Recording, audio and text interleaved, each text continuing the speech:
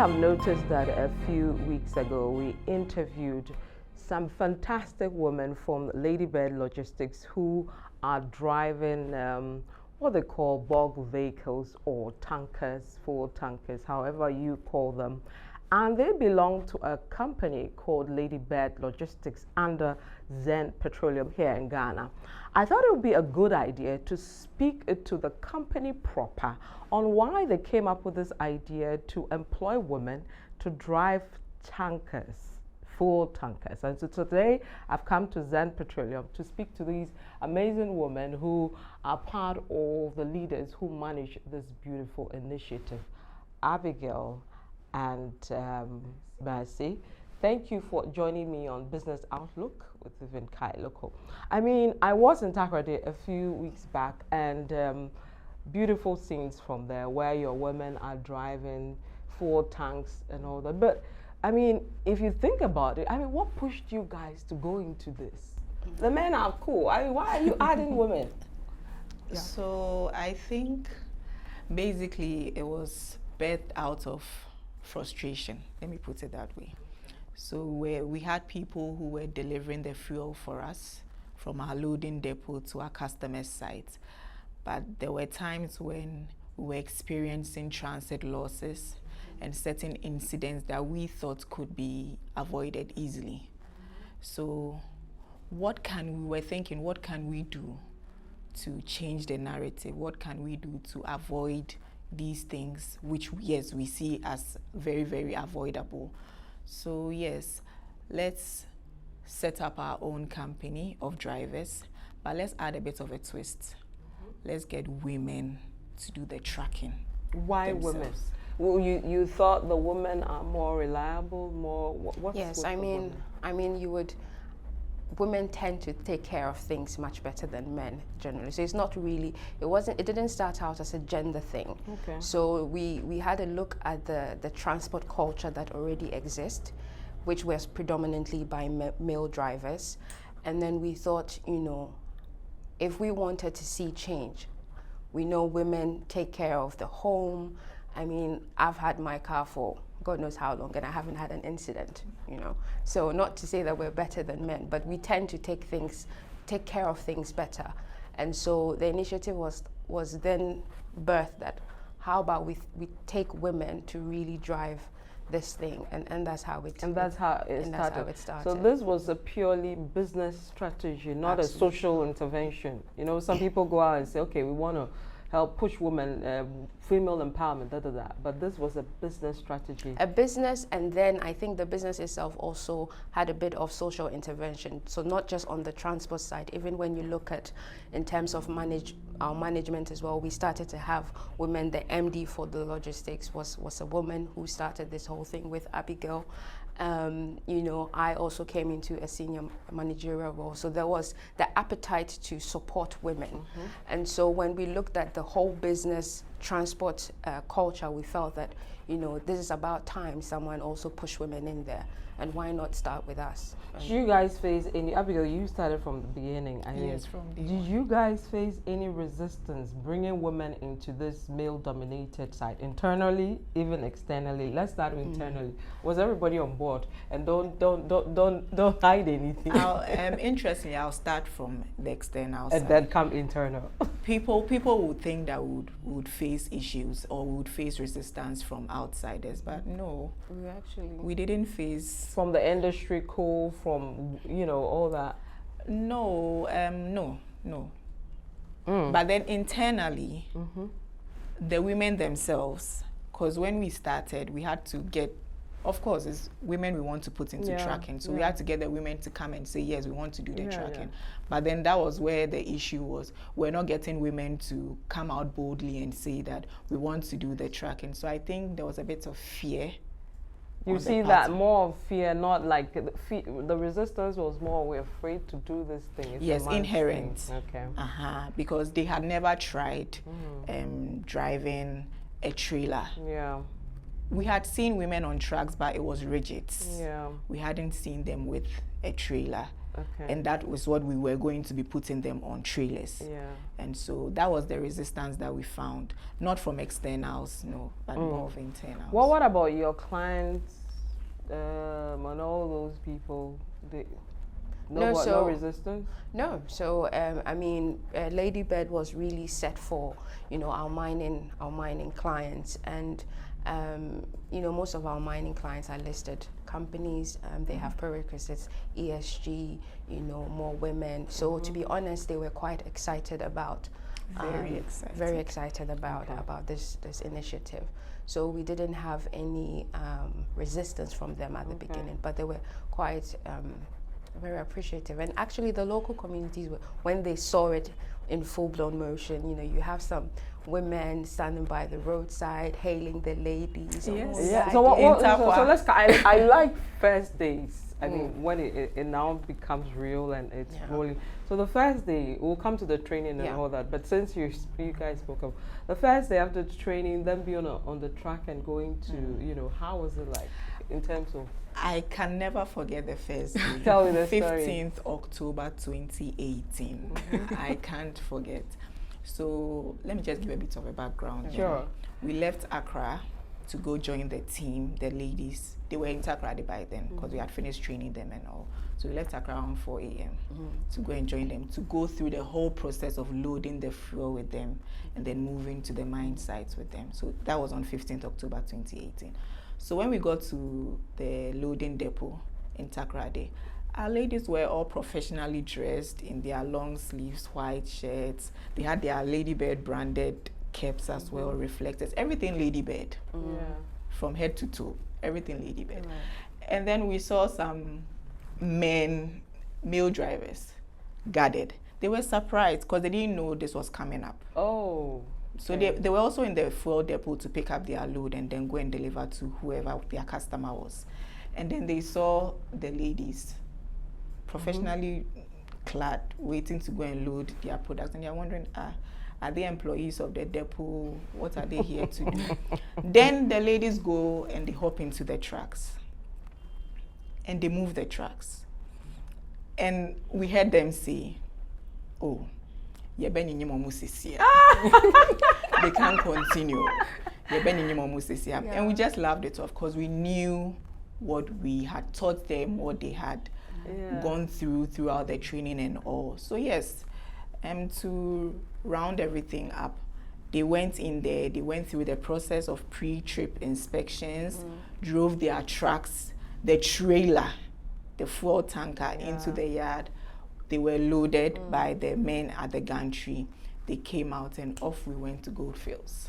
Wow. Did you join them en route to Goldfields? To a point. Okay, what was it like on the road? I mean, that's your first baby now walking. Being in the truck, it's a different experience than being in a saloon vehicle. Yeah. You are literally on top of the world. Yeah. And it's a comfortable ride. Yes, it is. The trucks we're using were very comfortable. The seats were springing up and down. And the ladies were just cruising. How did the community, receive them? Do you remember? I think I remember there was, I saw one time, I was behind a Ladybird truck and I saw this very elderly lady, and when she saw the truck coming, she took off her cloth and was, just laying it down to say, "Moya dear, Moya dear." Yeah. So I think it really was a nice feeling to see that people were excited about this whole initiative and supportive about it. So I think the community loved it. They were impressed with the women, saying that women can also do this, and that is what we wanted. Yeah. So that was a good one. Right. Let me take you guys a step back to the initial thing of women being afraid from the institution to join, and how many did you have from here proper joining the first part of the initiative? Oh, like you mean from Zen? Yes. From Zen, I don't think we had. You didn't have? From Zen, no. Okay. We didn't So how did the first recruitment happen? So when we put out the notice for people to apply, we didn't get anyone from Ghana. Where did you throw the notice? Well, I would have joined if I had seen it. Are you sure? Oh, God. Vivian, are you sure? Trust me. You know, did you see me on the track? Yes, I did. saw you. I actually. saw I'm you very climb it. impressed. I Yes. climbed and And I the way drove. you climbed it, we have to talk about it later. There's a protocol you missed. We have to talk about that one later. So I guess I can't remember correctly whether it was on Facebook or from wherever, but it was one South African lady that reached out that she had wanted. So nobody from Ghana, the first one. South African. No one from Ghana. Wow. How was that feeling like? Knowing, I mean, you want to do this? It was surprising Yeah. because you have women already on the road. Let's leave out the big vehicles, but we have women driving light vehicles all around Ghana. So this is a step No, ahead. it's a serious step ahead. A big step, A big if step. you put it that way. It's a big step ahead, yes. But we're going to be putting you through training. And also we would have expected that, yes, they would come up and say, I'm ready to go through it. And also it was a bit... So you had the one South African lady, and then what happened? No Ghanaian, but we kept at it. Okay. It got to a point where we had to now contact friends and family. Do you know someone who is already into driving a rigid truck, a female? Would she be interested in this? This is a trailer kind of a truck. Would she be interested in it? And then we got some people coming up and all. Then those who came up now also contacted their friends. Most of them were already in the business of driving heavy duty vehicles, but those were rigids. So they got their friends in, they agreed to also come on board, and then we got our first 11. Okay. So how was training like? What did they go through? Because you guys said, oh, you come in, we'll train you and all, but I'm sure the training is not a joke training. Training was not a joke. Yeah. You would be camped. For how long? For about 6 months. 6 months, Yeah. yes. And we did it in partnership with the Burma camp. The military. Yes, the military. Yeah. That's So the route military you took. training. Military. So Boots you can put camp, Yes. military training. Yes, you are in camp, women. So they're actually stationed. Put your family, tell them Oh. bye-bye, come, be here. Yeah, so the Ghanaian women saw this and that's why they didn't apply. So a typical day at the camp, you'd wake up, say around 4:35, and it's PT, physical training. So you are running, you are jogging, you are lifting this, all of that. Because we want you to be Yeah, I was just going to very say, why fit. why that rigorous training? Vivian, you climbed the track. Yeah. Right. How was it? Charlie, no be easy. Exactly. I was panting. Yeah. Made me question my health. So we had to make sure that the ladies that were putting on the tracks Were were fit for it. physically fit. Yeah. So every day in camp, physical training is a part of the Routine. routine. Okay. You do about, let's say, an hour or two Okay. of physical training. When you are done, you quickly take a shower, you have breakfast, you go to the classroom. Classroom. Classroom. To do what? To do About the classes, theoretical. On the track? Yes, the track, braking, driving, everything. Your tires, all of that. Oh, You because may- I remember in the discussions I had with your ladies of the field, the first thing they do in the morning is inspect everything around the Yes. track. So that plays a part when it gets to that, right? Because during the classroom tutoring, you'll be told that this and this and this is what you have to do before you move your track. So it's part, that's a theoretical aspect. Okay. Then you break, you have your lunch. Then you start the practical, Which entails what? which entails you being in the track. We teaching, you are still at camp, you haven't moved out of camp. This You are is still- within the 6 months. Yes, within the 6 months. Then you get to see what kind of track you'll be handling, because we're handling electronic tracks. Okay. So it's not a typical. You should learn the dashboard. rigid. I mean, Yes. you need to understand these. Yeah. The track speaks to you. There's a Yeah. lot of digital things on the dashboard, so you need to understand what this sign means. When you're driving and this thing happens, when you What hear you this sound, what does it mean? And then you do a bit of moving forward, moving backwards, moving within the camp, but not coming outside because you're not done training. So they were just training with the track head for a while.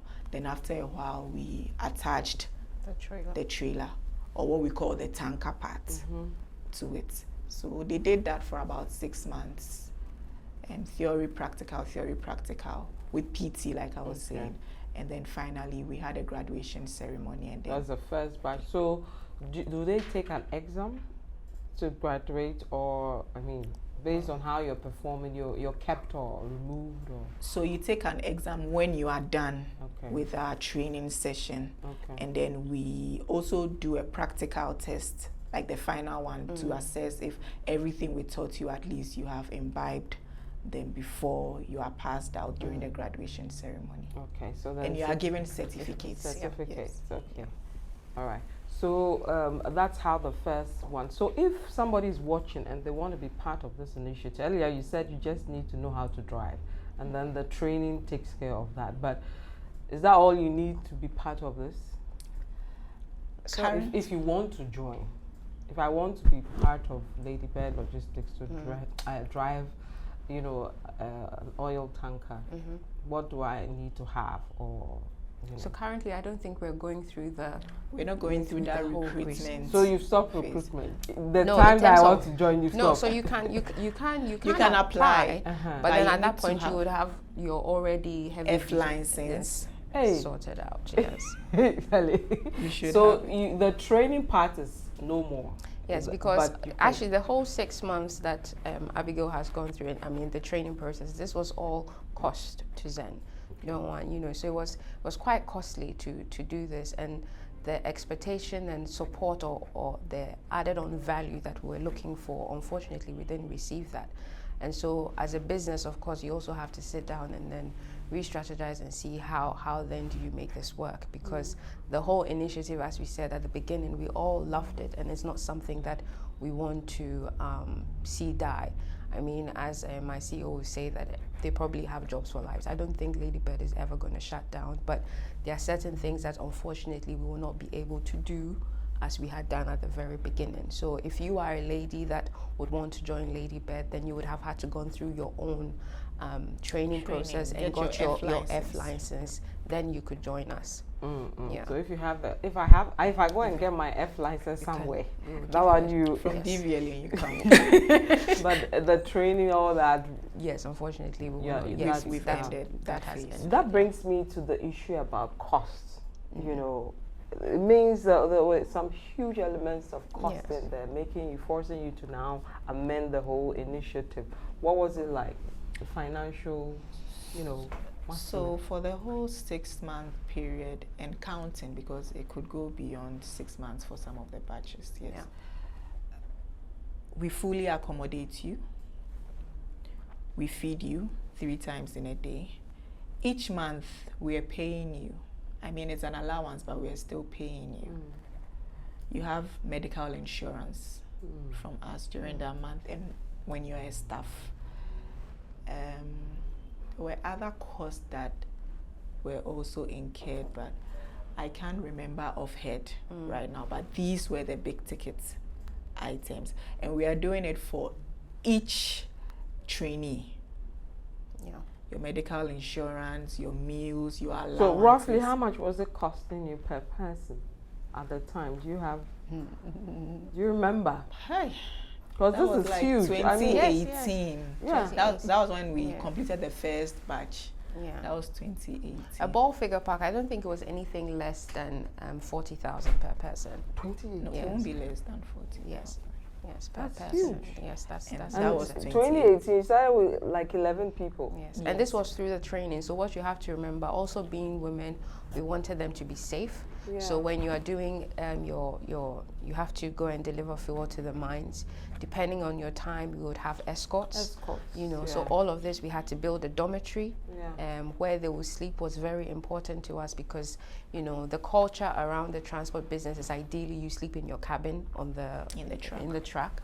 But we didn't want that for the women. Yes. So you know all of this element also added onto that cost. Yeah, and this was quite significant. Yeah. So now is F license you come in.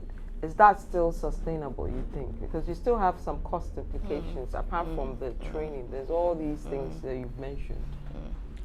I would say, so when you look at Ladybird, if you're taking Ladybird on its own, then probably it's not sustainable. But that is what led us to also then really think about having the Zen Transport Limited, which is open to men as well, for example. So I think it's more of like an integrated, combination. But if you take Ladybird as a company on its own, in terms of all the cost element, someone would say it's not sustainable. Whereas as well, if Ladybird was created or was birthed for the mines, a bit of our disappointment was, with the mines, when tender comes up that you're bidding for a contract, for example, there are certain, prerequisites that you must fulfill, and you would hope that a company who has taken the initiative to have, a more women in their business would be given some sort of, consideration. Yeah. Absolutely. But that was not really the case. You find out that you might actually lose out a business because, of course, your price would slightly be higher than the other person because of all these things. Yes, and if price is just the determining factor, then it becomes an issue. So unfortunately, all of these things, we had to sit back and really think, how then do we really keep this business? Yes. So what has been the positives and negatives of this initiative? Because you've just given me a negative in terms of contracts and industry reaction and all that. But what other? Let's start with the negatives, and we'll smile a bit at the end when you talk about the positives. But what other things really hit you guys negatively because of this initiative? Because we thought we would get much support from stakeholders, and we didn't get that. That was a big disappointment to us. But then we had to sit down, go back to the drawing board, see how we can still keep Ladybird alive and still keep our shareholders happy. Because in the long run, it was a business strategy and not merely a social initiative or an NGO approach. But when we come to the positives, our transit let me just add a negative as well. Internally as well, I would say that unfortunately the expectation was our hope as to where we wanted to take this, then we were not able to fulfill it. Where did you guys want to take it? I mean, even the first batch of women were making comments that they are ready to fly aeroplanes. Yes. They wanted the interview I did, they want to fly aeroplanes. So all of this also will be very costly as well. So as a business, we were hoping that our source of transport to the mines would be fully women, but unfortunately, it didn't materialize in that way. We had to now support it with, the Zen Transport. But have you thought about other ways to keep them in there? Keep the women in. Not like forced, but because I believe this is a great initiative, and it will be shattering to have it go. Because to even just say, if you're qualified, come and apply, that even drops everything. Because people would want to be part of it, but they may not have the F license. They may not be able to do it because of their background or financial, all that. So have you thought about other ways to keep the women or bring in more women? Aside, I know the negatives, but this is an appeal. Go on. An appeal. we have thought of other ways, but Vivian, it would take more than us. I think it has to get to a point where it needs a concerted effort. Yes. So more of an industry thing and even a national thing, right?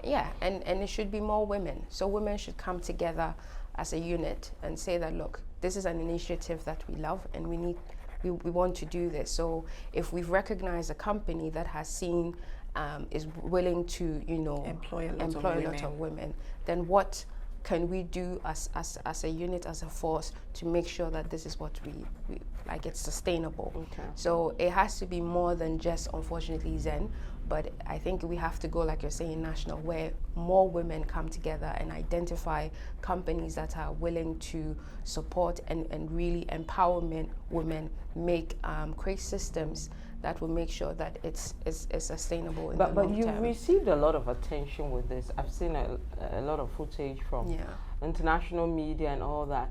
What has been the reaction from Ghana, as in government, stakeholders, policymakers and all that, towards this initiative? Largely, what we've gotten is words of "Oh, you are doing well. That's a Yes, Korean style." exactly. applause, Yes, exactly. but The end actually coming in, getting your hands dirty to support us or to create systems that will make it more enabling for this whole project or this whole idea to be sustainable has been difficult. It's been very, very difficult. But what has been its impact on your customer loyalty, brand perception, this initiative? I would say brand perception has definitely gone up. Customer loyalty is a bit tricky because our customers do love the idea. No, I won't say that, just like anyone else. But in terms of how that translates into real value, that is something that we are yet to see, because unfortunately, just because you have women drivers doesn't necessarily automatically give you a contract, but our customers love it. We get as Abigail has said, the talks, you're doing well, you should have more women, but more women is more money. Now you're making me feel bad. So give me positives now. What has been the positive story? Previously, our losses during transit, the fuel you give to our previous drivers or our previous transporters, let's say from point A to point B, you see a difference when you are checking the stock level at point B. Meanwhile, we expect it to be the same or more, but you get it being lesser.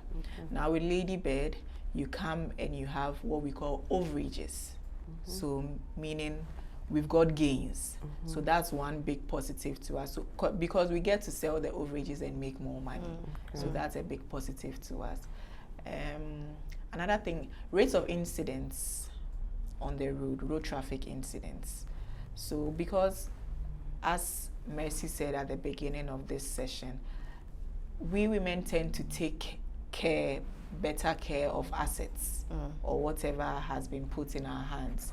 So even the trucks, when you give it to them, the way they'll drive it, the way they'll maneuver in traffic and all of that, there's a sharp difference between. So reliability, incident rates, all these things have dropped because of the women. Because of the women. Wow. And so you spoke earlier that it doesn't necessarily translate to revenue growth. And let me add something. When it comes to transit losses, I think one of the key reasons why we experienced better performance in that area was, as a company, we also decided to put in good systems. So we pay our drivers well and we pay them on time or even in time. We don't expect you. There's this culture among the transport drivers or the drivers of fuel tankers that a part of the consignments they are carting or they are moving along is for them, because sometimes when you go in there you realize that their owners are not paying them well. So they'll siphon to make up. Yes. And low payments. And it's like the owners understand, because after all, he's not willing to pay you as he's supposed to pay you. So for us, make sure you pay them. Is it medical insurance? Make sure we're giving you medical insurance. We give them mobile phones, give them data, phones, so we can reach you, you can reach us, communicate to us if you have issues on the road, blah, blah, blah. So all these systems were put in place. So that, I believe, is what has also caused the transit losses to come to like a bare minimum. Not just having the women, but not just having the women, because you've made sure you've cleaned the other part of the system. We've done our part. And then added on to make it more efficient. Because if you put even if we go to the prisons, there are males there, there are females there. Yeah. So what the male is doing, the female can also do it. yeah. But what are the systems? Because that we you have people put say in? what a man can do, a woman can do better. So if a Absolutely. man can still, I didn't say it. The way I was about to ask the pronoun you use. Why are you saying you people? No, you people say I didn't say. I'm asking the questions.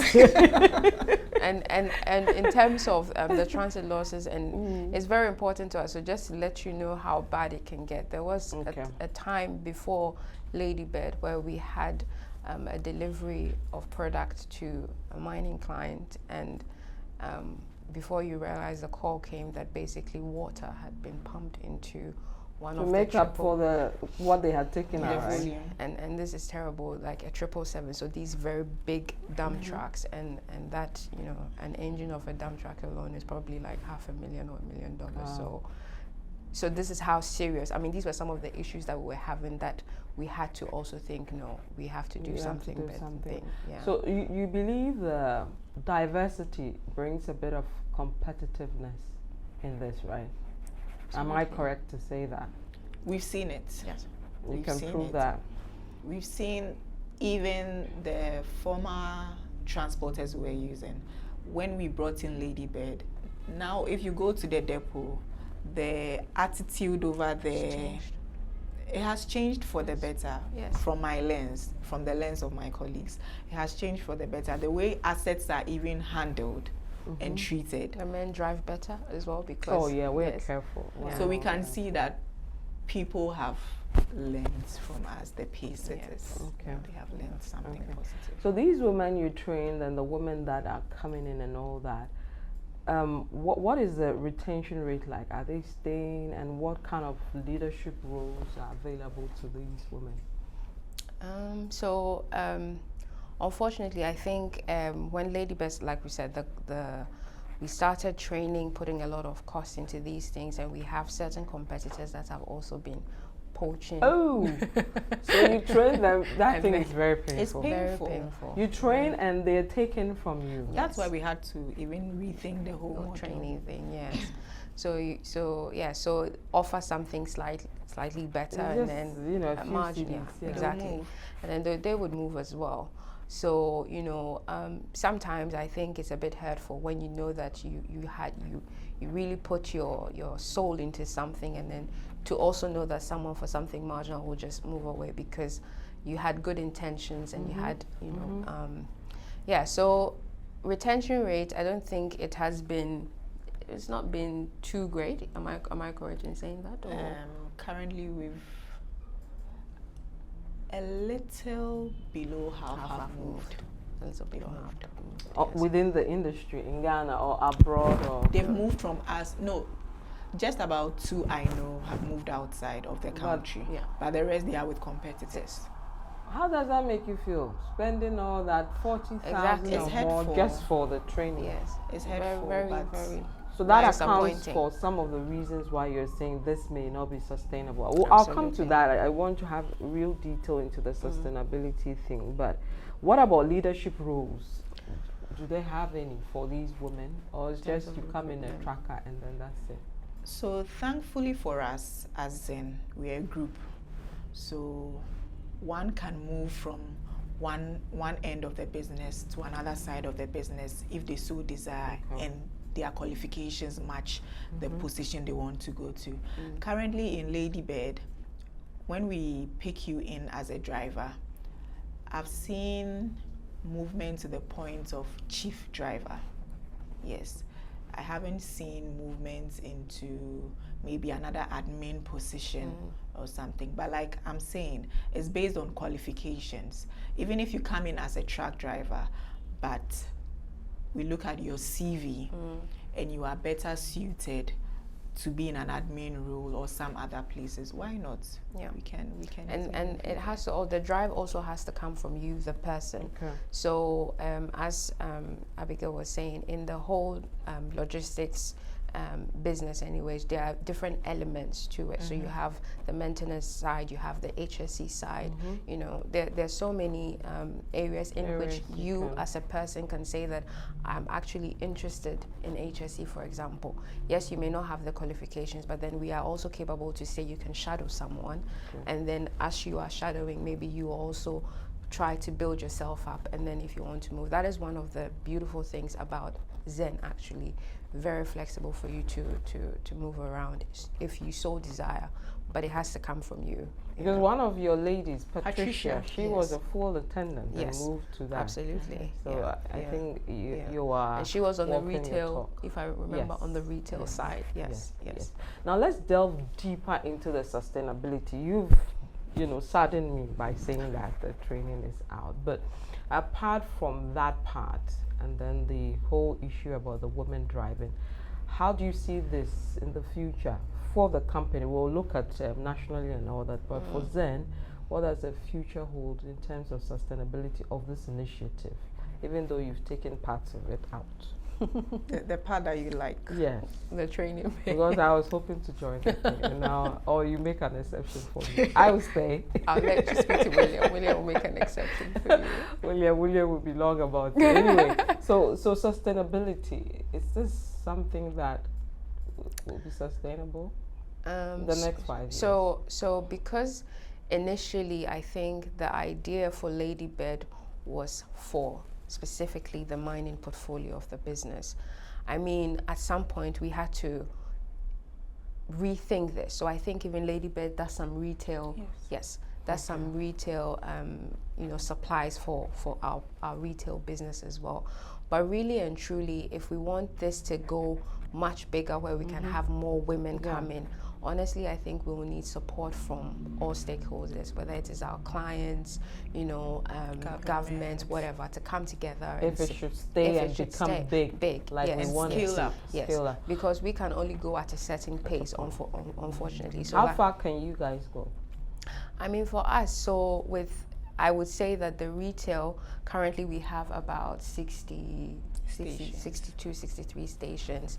The more we have, we want to grow this business quite aggressively. So with more stations would come more trucks, would have more deliveries.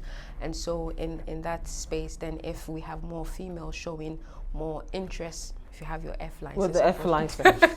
With the F license, unfortunately, then maybe yes, we can do that. But to take it, I don't know. From scratch, from you guys, that's not sustainable for you. So you talk about you need stakeholders, it's supposed to be a national thing. Let's start with stakeholders from your industry. What kind of support would you need for this to blow up? Then we'll look at government.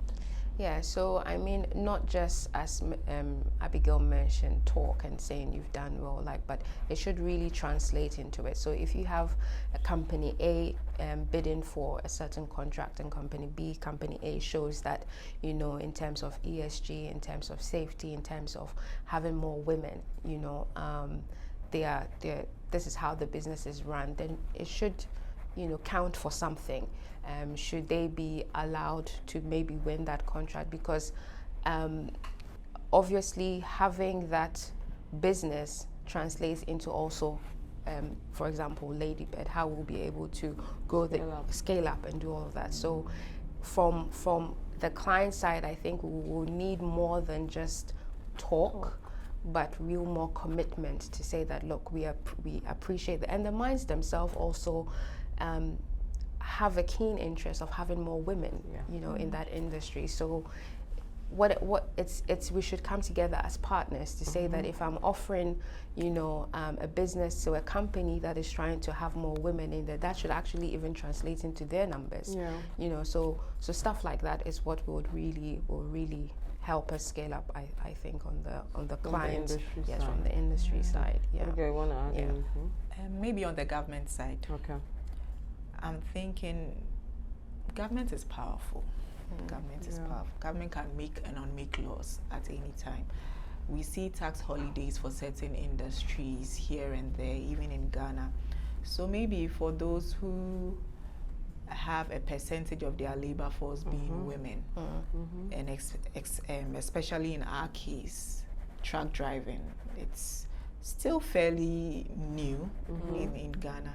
Maybe with some incentives, some rebates, some tax holidays, some drops in our corporate income tax percentages. Who knows? It can help us, because bottom line, making shareholders happy is very, very important, and it comes to the figures and the numbers in the long run. Now, if a company wants to replicate what you're doing from scratch, not the F license part, what would it take for a company to replicate?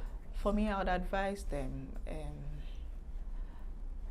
of course, it's lovely if you're able to do everything by yourself indigenously, like organically. Organically, But it gets to a point where you can do so much. So try and get a lot of collaborators on your project. Collaborators who are putting in key items that you need, so that a lot of the cost, Vivian, a lot of the cost is not on just the company. Because at a point, you would sit down and analyze everything again and realize, the way this thing is going, it will be difficult for me to continue. So right from the word go, please get some collaborators in who would say, maybe I'm taking this cost, I'm taking that cost. I'm making it easy for you to get in here without having to go Don't through do the hassle. everything. Yes. Share At a the point, you know, cost and all that, yes. to make it better. You know what? At what point did you guys realize that this is a good initiative, but Charlie, some way? So 2 questions. At what point did you realize it was a hit, and at what point did you realize that we look this thing? It is a hit for me from the days of training. Okay. Because I saw resilience in the eyes of the women going through. They pity me, I'm slim, but they were not slim. Did you do some of the PT, or you were watching with your eyes? I was watching with my eyes. And those women, they had more weight than I did, but they were going through it, Vivian. They were going through it. And at that point, any doubting Thomas would believe entirely that these women can do what they have set out to do. Now, when we realized, was when people started poaching them and they were going. Because we've put in so much. And we were building this together with them, and they were key stakeholders in the whole, because they were driving the thing for us. And then at a point they were just taking that. The poaching started, you started 2018, right? The poaching started around what year? Do you remember? When did the first one? I think latter part of 2019 going to 2020. Oh, just 2 or so years. So it was very short. It wasn't so. Wow. Yeah. That would be painful. It was. It still is. I when thought you think after the stealing started, excuse my word.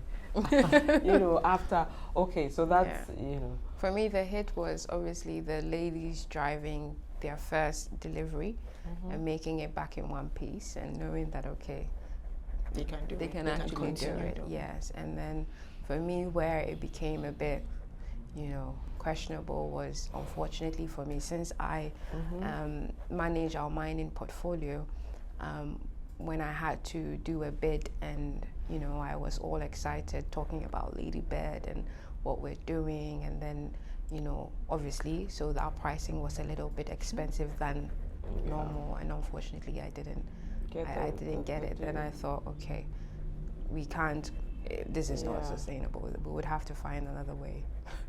Wow. What don't you compromise at all with these women in terms of security, parts of operations and all that? So I mean, for Zen, you are not supposed to drive a truck after 6 p.m. It's a standard across the business. So having women doing that anyways, I think there was a time that I remember that we had to do a delivery into Goldfields, but we needed the trucks to get to Takwa a little bit late, so escorts is non-negotiable. I think even with the women, when we train them as well, this is what maybe we forgot to highlight. They were not actually doing the discharge of the tanker, okay. So we were just training them to drive. Right. So we also had to now have another add-on cost of having a mate who would actually discharge. Yes, because normally the drivers in the industry. So the females were not allowed. We still do not allow them to climb the bulk and help with the loading process. So it's expensive. Very expensive. Because you have to get someone. Yeah, yes, I mean the add-ons. Yes, additional costs are a lot. Because you've listed quite a lot. Yes. We built a dormitory in Takwa when you were said there. Earlier, Yes. It was to house them. To house them.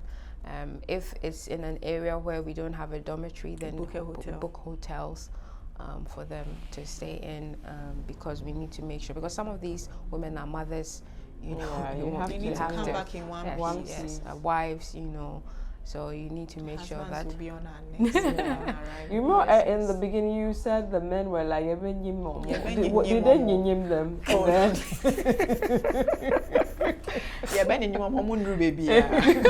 It's a wudu baby. But speaking of I think there's something we have if you're pregnant. You're not supposed to drive. Yeah, I was just going to ask, we don't allow you to do your full-term pregnancy and still be driving. So what point can they not go on? 4 months, 3 months, or who decides the length? So we treat those ones case by case. Okay. There are some, for us women, when some people are pregnant, first trimester is terrible. From the word go, they can't do anything. Yeah. So in that case, we have to find some light duties in the office for you to do, whilst your colleagues take on your truck and move the products around for us. And then for others they can go on till like 4 months, 5 months. And then now you have to pull them out. Some of them are strong. They want to go the full. But you can't be sitting with... No. Please, the baby is important. Yeah. And so we move you off the track. Come to the back office, do a bit of light duties before you put to bed. After that, you have your maternity period. Even when you come back, when you resume from maternity, we do not take you on long trips because we do not want you to have to sleep out of your home. Your home with the fresh baby. Yes. Every night we need you to be with the baby. Yes. So because we don't want you to be on the longer trips, we're giving you lighter duties to do. Maybe you will do the pre-trip inspections for your colleague to come and move the truck and go and do the loading and all of that. And afterwards, we ensure that you close early so that you can go home to be with the baby, and then you come back the following day. So there are flexible things that we have to put in place just because of our women. Okay. So we're wrapping up. In 10 years, Ladybird Logistics, what would it be like? Based on I mean, you guys are privy to everything in terms of operations, finance, When you look in the crystal ball, 10 years, if we met again, and we will meet again in 10 years to do an evaluation, what would it be like? Well, I hope that in 10 years' time, when you come back, instead of the 28 drivers, maybe we are saying 70 or 100 women. But for that to happen, again, it goes back to the collaboration and support that we need. Without that, and if we are to do it on our level, then it would be slightly organic in terms of if we are able to have more retail stations when we are doing that, then we can have more applications for women. But when the support comes from different stakeholders, maybe it might not be 10 years, it might be 5 years, and then we could see, because there is the appetite. We've started with wet products. Who knows, we could do dry products, we could do something else as well, and it will have women just in the whole value chain, not just tracking. Exactly. So, okay, merci, Abigail. 10 years, if we met, assessment of Ladybird. We would have you as part of our force, since you said you want to train after, because 10 years, 10 years is a long time. You would have gotten your F license. I'm not doing the F license of my own. She was training. It has to be done by you guys. Then in 10 years I'll be in it. So there must be an exception for me. For Vivian. That's on the side. Anyway, 10 years. I would back what Mercy said. It comes down. We have been in it. Yeah. We have seen both sides of the coin, and it comes down to collaboration. Should we have our stakeholders on board, Vivian, this thing can scale up. Blow up crazy. Yes, and we'll have a lot of women in various industries, not just trucking. Various industries that maybe even now we haven't thought of women being in those industries. We'll have them there, and that is what we want to see. Not just seeing a lot of women in trucking, but seeing a lot of women in other areas as well, where especially the men are dominating right now. Right. And if they have the desire. Finally, if a young girl is watching, a woman watching, who wants to be part of this, but they don't know where to start, what to do, what would you say to this person? They want to be recruited as a Ladybird. They want to be part of the Ladybird Logistics story. Yes. Right now. They want to be part. Okay, so I'll tell them, improve on your driving, get your F license ready, because that's the system we are running right now. Get your F license ready and just apply. Go onto the zenpetroleum.com website and apply and make yourself available for the interviews, the theory aspect, the practical aspect, and should you pass, you'll be part of this wonderful story that we are sharing here. Yep. And I mean, just to also add on that, I know the Ladybird Logistics story you said, yes, we are talking about the driving, but as we also said, there are different aspects to the business. So maybe you're a young girl who is interested in HSC, you've done really well, you are a mechanic or something, and you want to be part of it. As Abigail said, just go on the website, shoot us an application, and then you could be part of the story. Yeah. All right, thank you, Abigail and Mercy.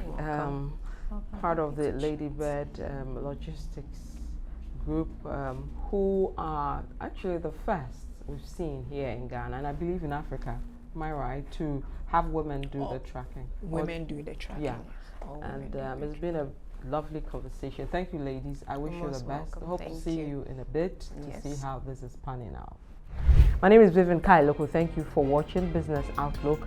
Subscribe to our YouTube channel to get more exciting interviews like this. Bye-bye.